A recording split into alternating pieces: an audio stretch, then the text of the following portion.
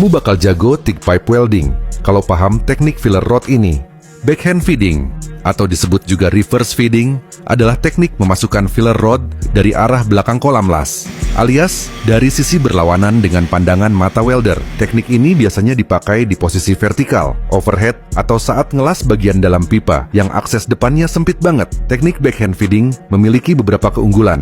Pertama, pengelas lebih aman dari paparan panas langsung. Kedua, teknik ini memberikan fleksibilitas lebih besar saat bekerja dalam posisi sempit. Dan ketiga, hasil las yang dihasilkan cenderung lebih rapi di area yang sulit dijangkau. Mau tahu teknik feeding filler rod lainnya? Dapatkan panduan pengelasannya. Klik link di bio Academy Welding.